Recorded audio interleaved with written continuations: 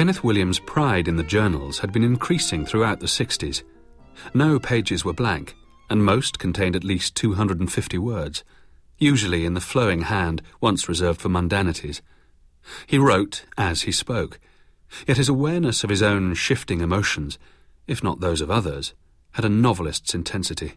Started with wanting to know how I progressed in terms of the apprenticeship, because when you're an apprentice, you learn something every week, and I thought, I must keep a record of all this, so that when I get my indentures, I've got an absolutely clear idea of how I developed. And I went to the army and still was able to practice draftsmanship, In the REs, I went into the survey section, so I still kept it up, and I kept up the diary. But of course, it all became different, I started putting in bits of conversation, almost as a bit of entertainment for myself. If I heard something funny, I put it all down.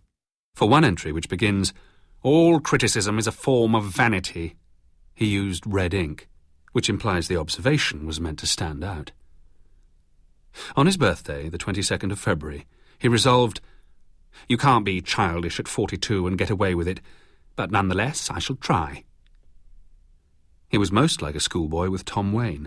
The previous weekend they had driven down to Brighton and, in a deserted playground, larked about on the swings.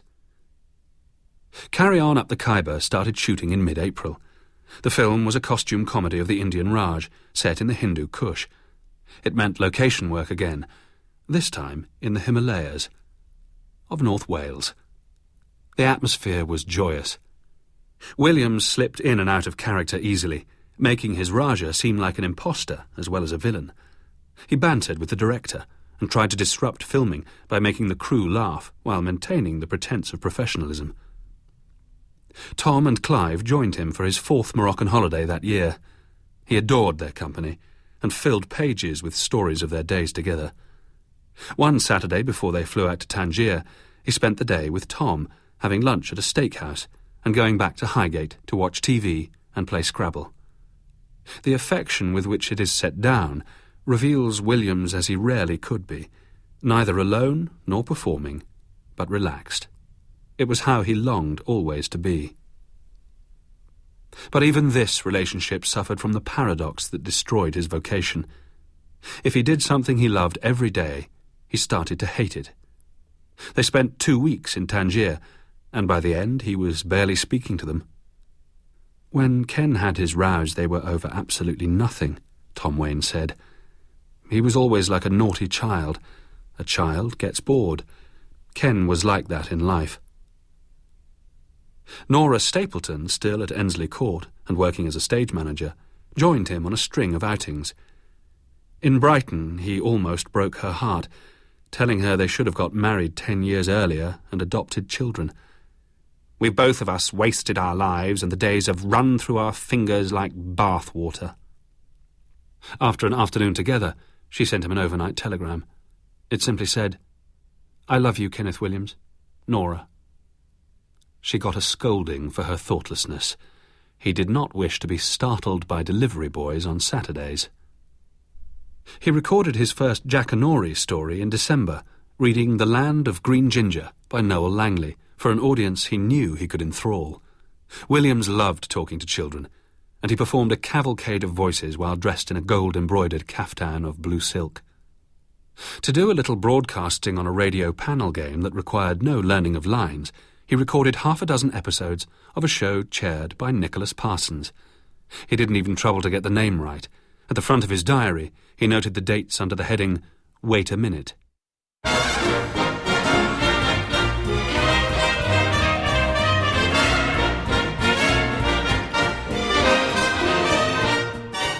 That autumn, he filmed one of the best-loved carry-ons. Shot in a muddy field at Pinewood with the bare trees sprayed green and massive arc lamps to simulate summer sunshine, Carry On Camping updated the series' original theme of working-class larks.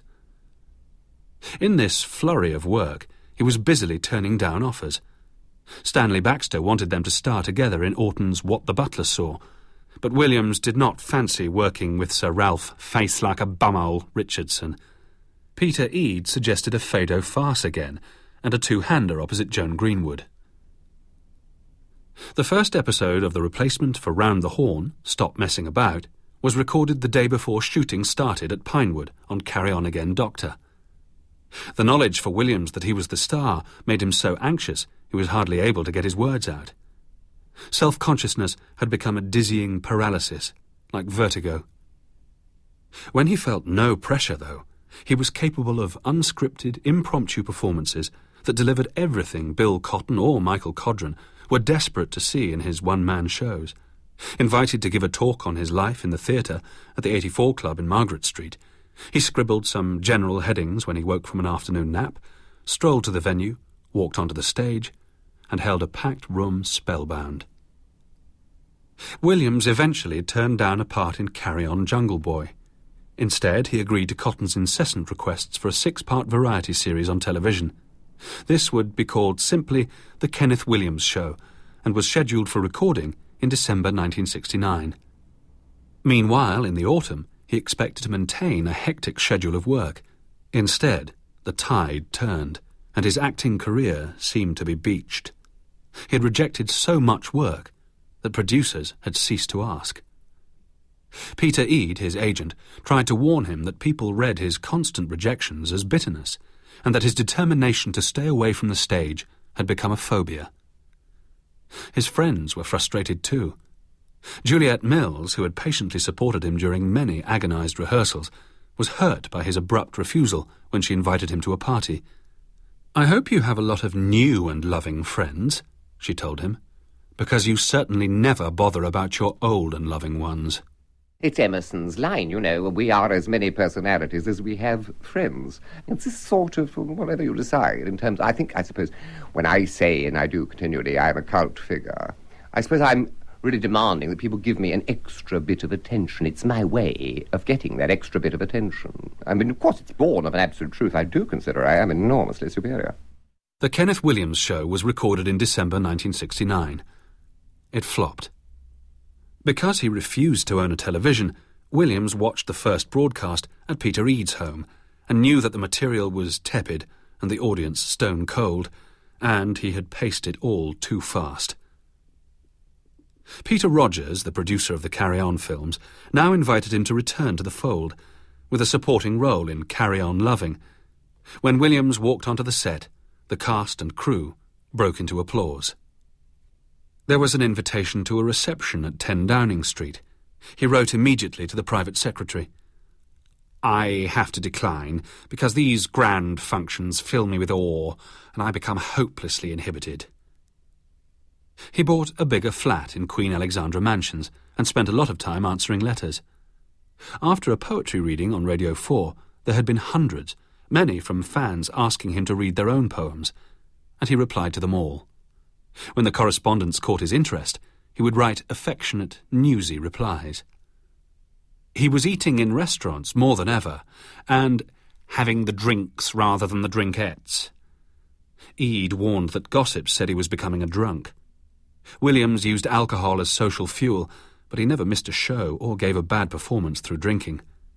Alcohol made him noisier, cruder, and more reckless, all the things he wanted to be. Williams complained to Baxter that he couldn't help his moods.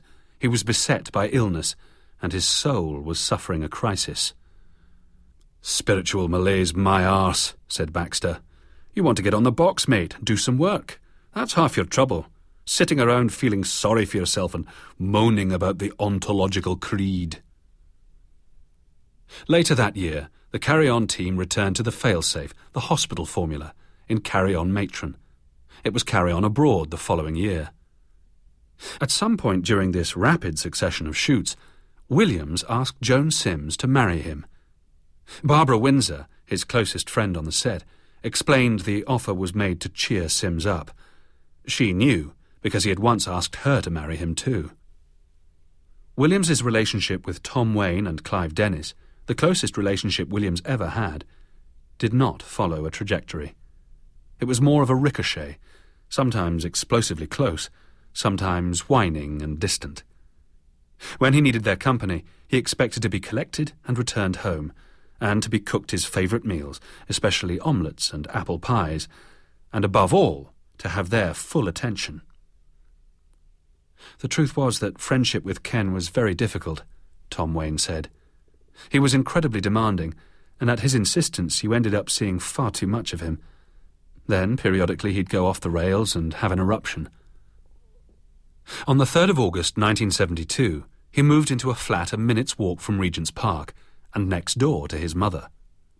Late that evening, he sat with Louis drinking coffee.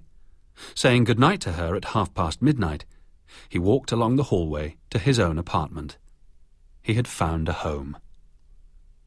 His emotional behaviour became more puerile in the months since he moved in next door to his mother. They spent most of their free time together, and Williams felt twinges of jealousy on evenings when she visited her sister Edie.